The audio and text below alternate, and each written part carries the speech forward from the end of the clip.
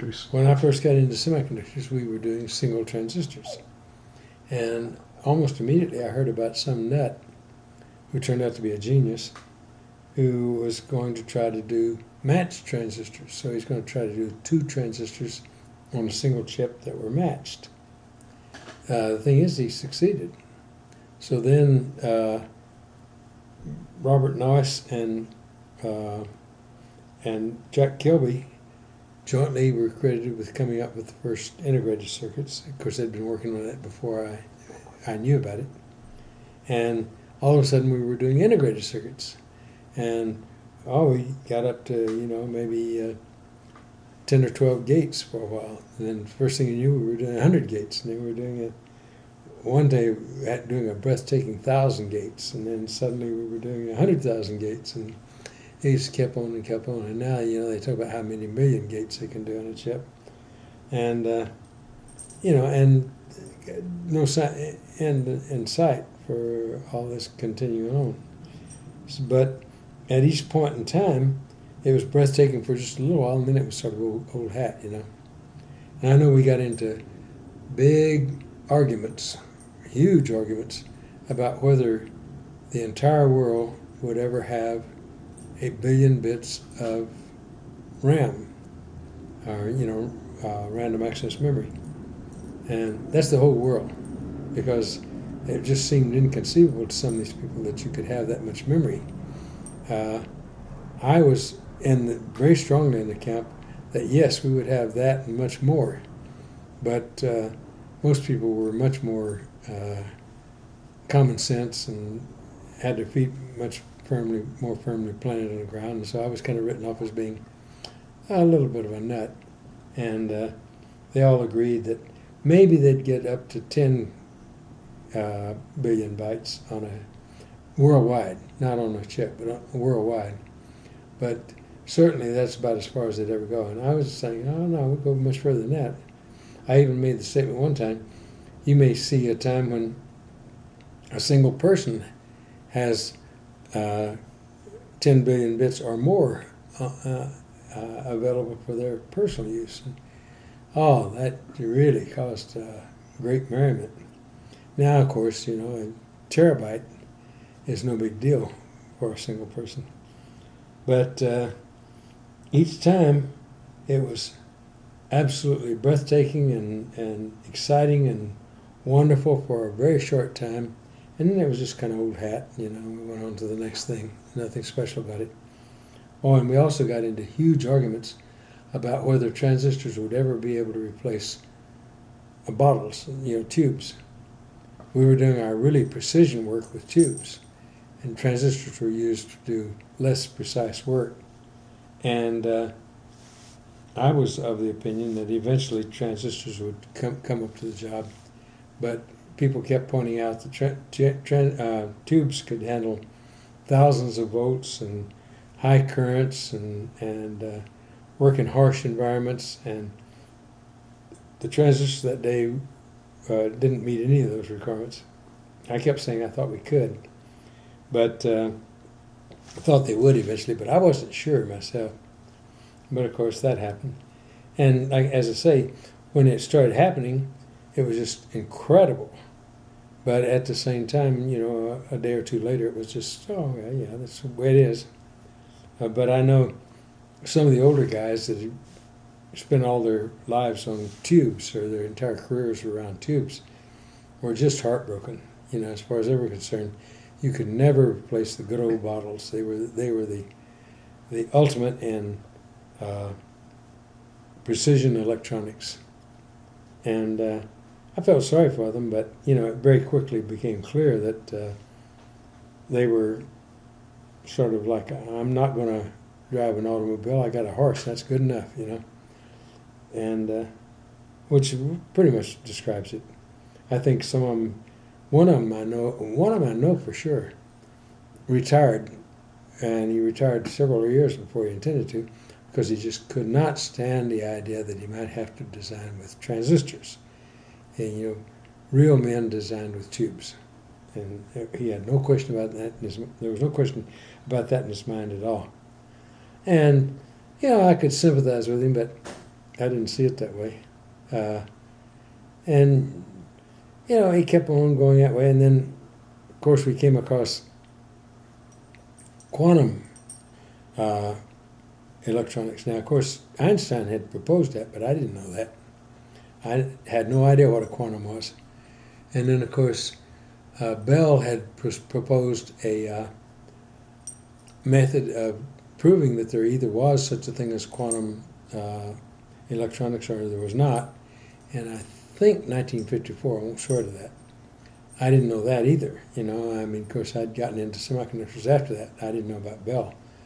But along about 1970, someone actually managed to put Bell's theorems to a test, and I think it was a young man in France, but I'm not sure. It's been lost in history, because everybody, when they finally did find a way to prove that it was true, then of course everybody in the world wanted to be sure that people in their country were the first ones to invent it. But I'm pretty sure the first guy to actually do it was a guy in France, Alain somebody.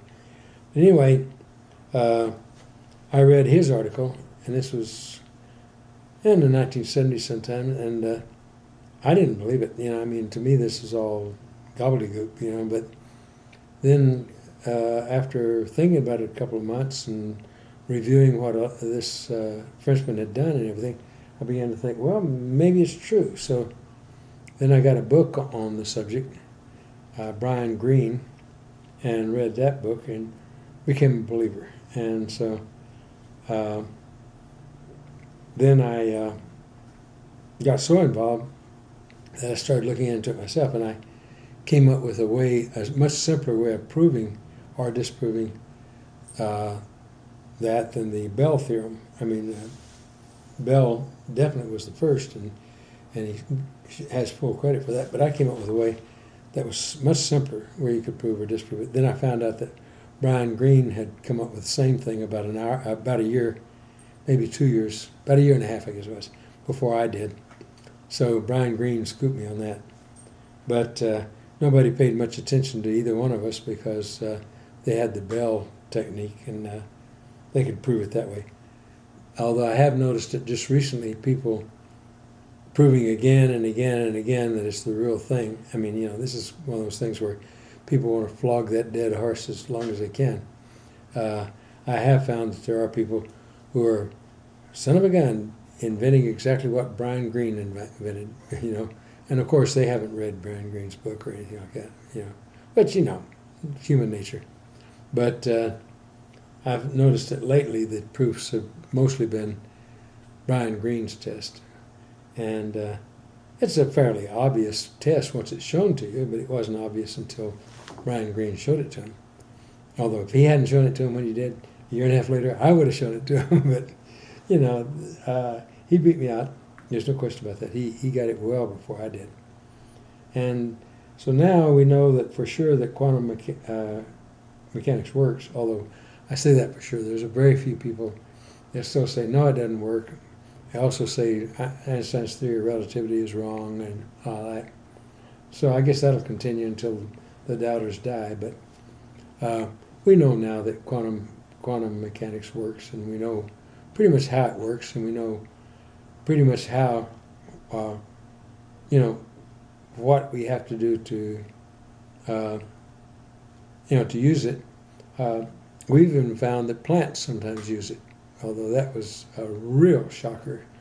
But they have tentatively proven, it's not absolute beyond a doubt fact, but they have a pretty good preponderance of the evidence that plants sometimes use quantum electronics or quantum communication. And, I say quantum communication. We still believe that quantum communication is not possible.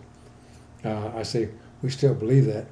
I personally have my doubts. I think we will eventually have quantum communication, but at this time, nobody is even close to having an actual working quantum communication system.